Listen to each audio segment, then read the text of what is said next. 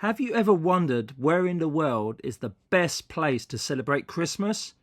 Well, in this video, I'm going to show you why I think London is the best place to visit at Christmas for all ages.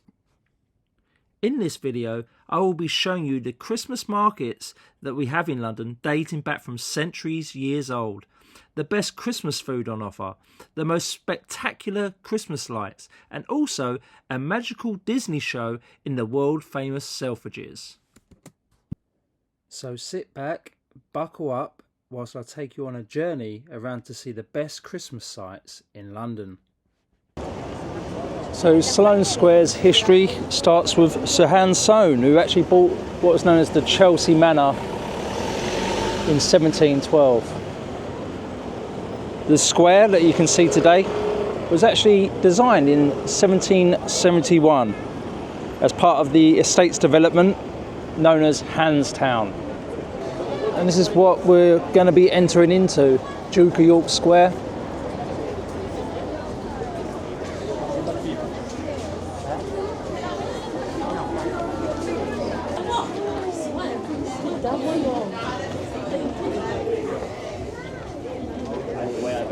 See beautiful decorations here as we go through.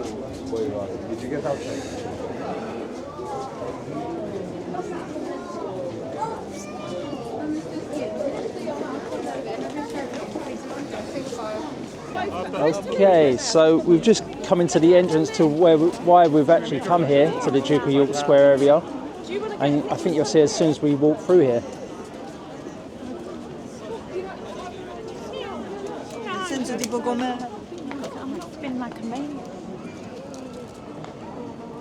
And these are the beautiful white roses, which are actually set up for cancer research. So if you've lost a loved one to cancer, which I'm sure every one of us has, you can leave a message. I think there's like an area to the right there where you can, pay £5 and they'll give you a rose, and you can actually put it in the actual middle of this square here, the Duke of York Square.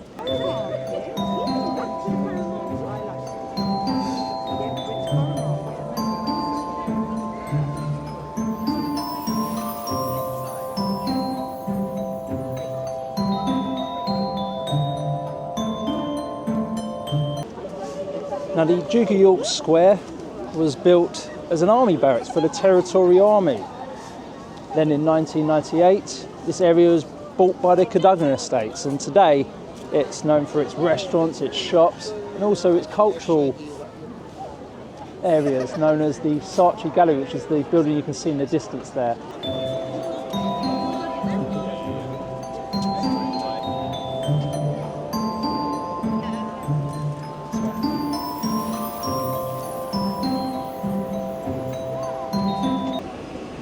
And now we're on the King's Road, which was actually laid out during the reign of King Charles II, in which he wanted an exclusive royal route going from St James's Palace, which is in the Westminster area, just by Buckingham Palace there. And there was a route going from there all the way to Kew, perhaps Hampton Court.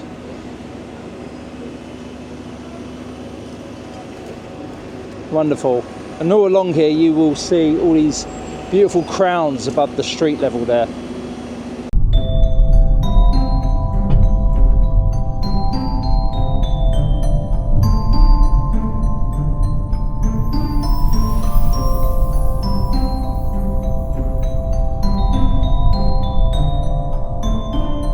And here we have Oxford Street.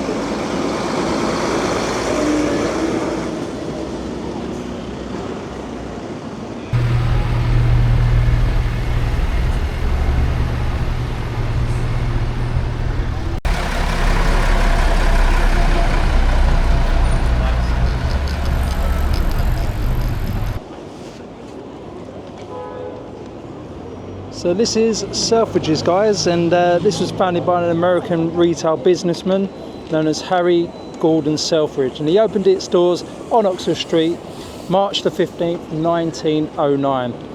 His vision was to create a department store that offered an exceptional shopping experience.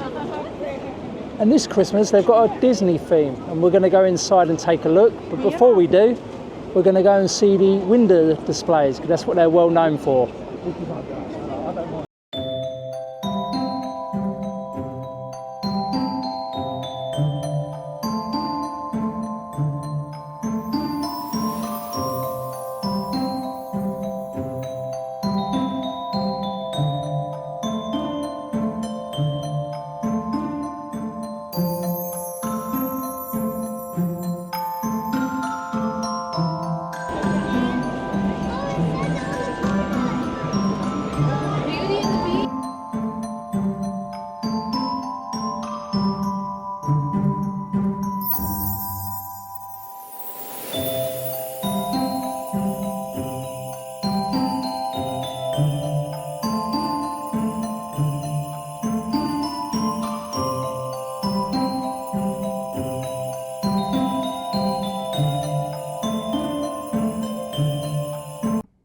Now, as I finally got inside Selfridges, I was heading towards the best vantage point to see the Christmas confetti show, which stars many of the Christmas characters, including, of course, the main man, Santa Claus. Now, as I went up the escalators, I went up to around the second floor, and I asked a staff member, is this a good vantage point? And he said yes, it's not bad whatsoever. As you can see here of the Christmas baubles coming downstairs. But when they went downstairs, they just kept going down and down and down, as well as all the other characters. And the main man himself, Santa Claus, I didn't even get to see him at all. Quite disappointing, especially if you had your kids with you, which I had a young family to my right, and the poor child didn't see anything. Now, apparently, if you wanted to see this confetti show, which the staff member didn't tell me, you had to really be on the first floor or the ground floor. Quite disappointing.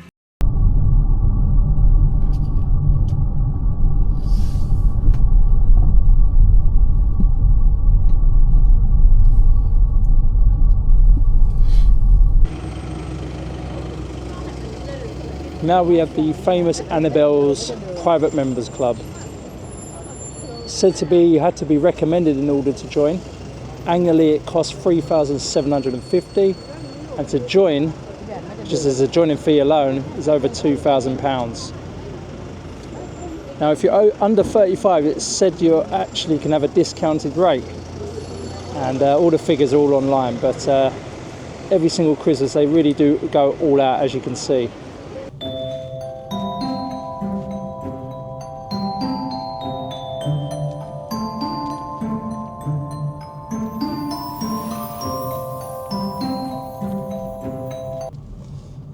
Now as we come down here, you start to see all the tailor's scissors, because down here is where all the suits are made. Savile Row is what it's famous for. Also famous for creating the tuxedo. And here we are on Old Bond Street. Next to New Bond Street, this is the bottom end, the southern end of New Bond Street that goes into Old Bond. See the spectacular lights here. Goes all the way down. And these are all the high-end shops, as you can imagine.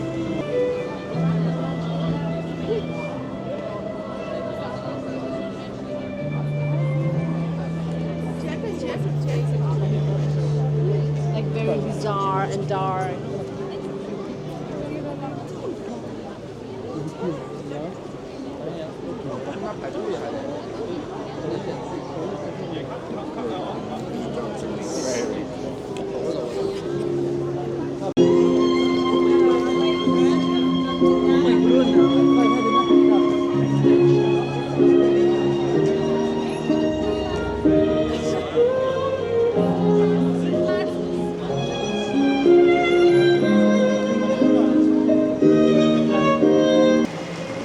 So we're going to go into Burlington Arcade, and as we do so, you'll see at the door what is known as a Beadle, which is the a private police force set up by Lord Cavendish. And as we go in, we go into Burlington Arcade. And you can see how elegant it is. Lord George Cavendish set up this strip of shops for his wife so she could have somewhere elegant and also quiet to actually shop in. Absolutely gorgeous.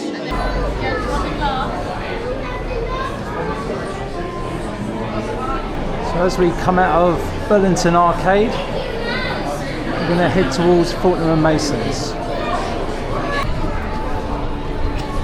That's where we're heading to, Fortnum & Mason's. Here we have it, guys, the iconic, the classic Fortnum & Mason's, which was founded in 1707 by William Fortnum and Hugh Mason. After Fortnum's sideline business of selling candle wax and also being a footman for Queen Anne's household, the company started as a grocery store in London, leveraging rural connections to supplying goods to the elite, and eventually becoming known for creating the first Scotch egg and supplying items for the Crimean War.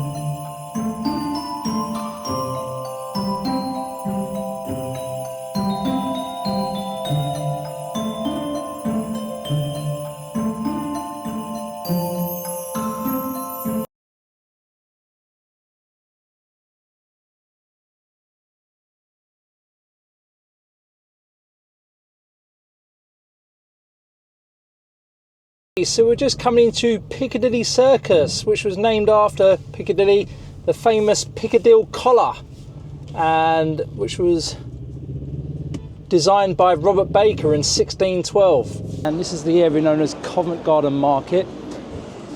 For me, it's probably one of the best markets in London. It doesn't get too busy, but I could be wrong, because it has been a busy Christmas with tourists this year. But we're going to be heading towards an area known as Covent Garden Market. It was designed in the 1630s by Indigo Jones, who was commissioned by the Earl of Bedford to set it out. And he set it out like a Italian piazza, because Indigo Jones loved his Italian architecture. He was a frequent visitor to Rome. And I'm just going to show you around now, and I think you'll really like it. Okay, so we're just going into the undercover of the square, this is why I like this market, is if it does chuck it down with rain, you can certainly get away from the rain. So I'm just going to show you around the market.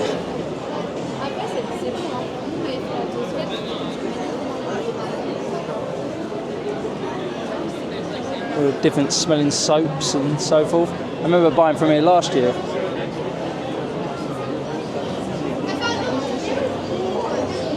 Then you got every parent's nightmare.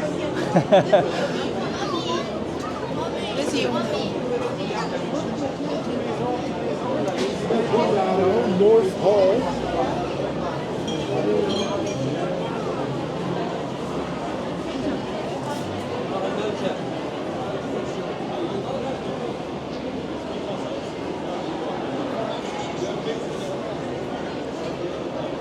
It's like a child's dream around here. But we're just going to continue going straight into the undercover here. And I think you'll really like this.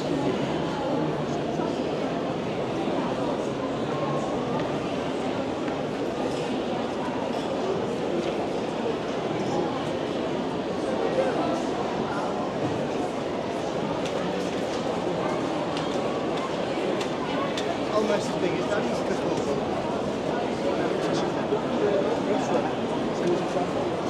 Now, this is what I like about the market.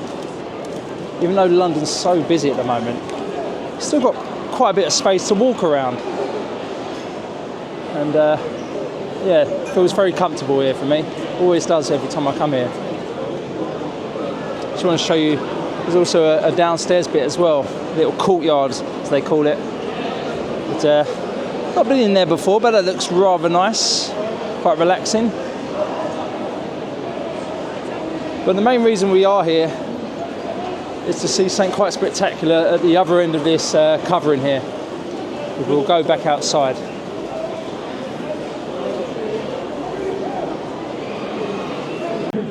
Now, Just for the next bit, I'll tell you when. in the middle of Covent Garden, as you can see, there's a street entertainer, and it's well renowned for its street entertainment, from Charlie Chaplin acts, comedy acts, clown acts, and not too sure what act this is, but it's maybe a balancing act. I need the packages back, just in the hand. But the reason also why it's so busy out here is because if you look to your right, you'll see a wonderful Christmas tree. The safety guy.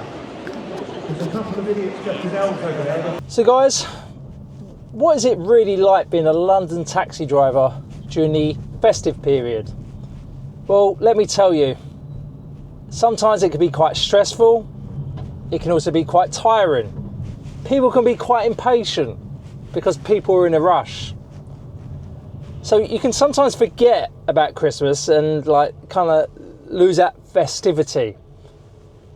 But today, whilst taking you guys around London and showing you all the best lights of London, it's really made me start to feel like it's Christmas again. So London, well done. And this is St Martin's Lane, and you can see the faces of theatre.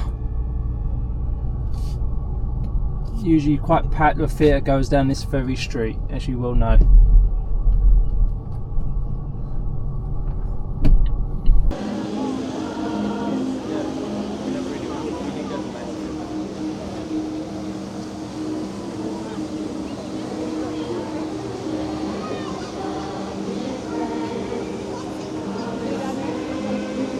And this is the market that gets put up here in the middle of Trafalgar Square.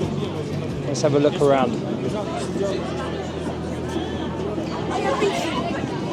Я не видел, все в черном.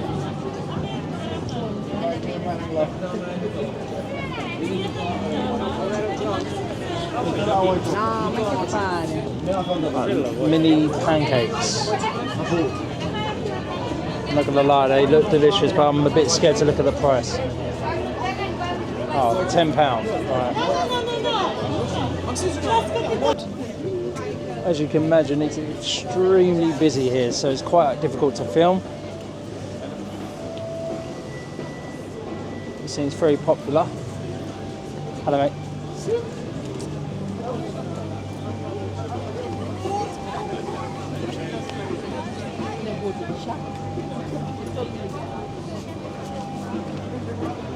We had one at our wedding.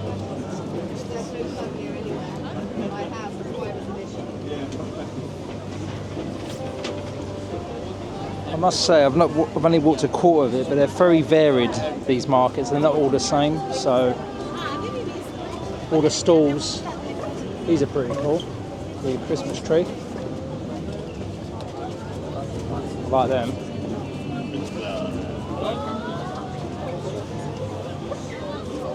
All London themed, of course. And then you've got the old chocolate strawberries. £8. To be honest with you, I know I sound really tight when I say this, but a pack of strawberries, tub of Nutella, you're saving about £3.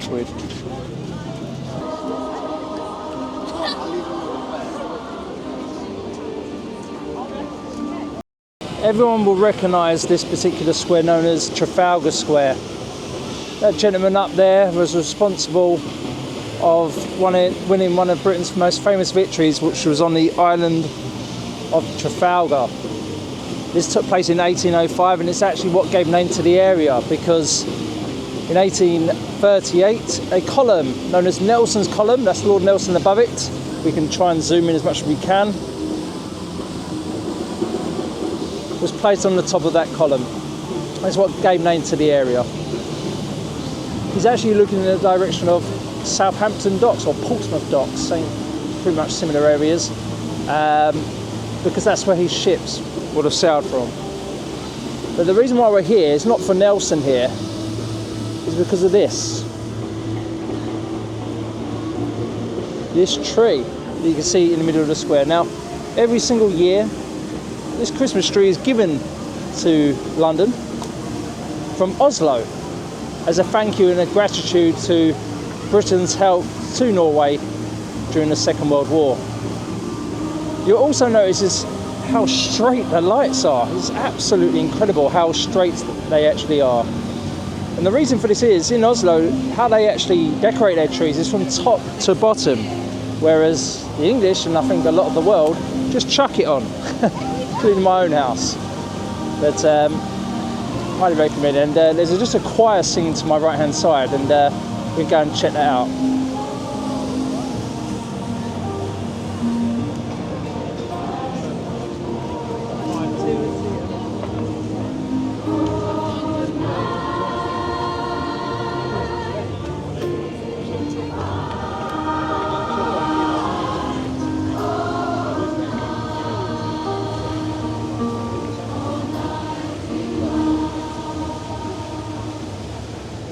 Then we start to see the most wonderful sights. Not only the Regency housing on the left and right, but we also see the Trumpeting Angels. Now the angels, or these ones that you can see today, have been here since 2016. But the reason for the angels down this particular street all started back in 1954.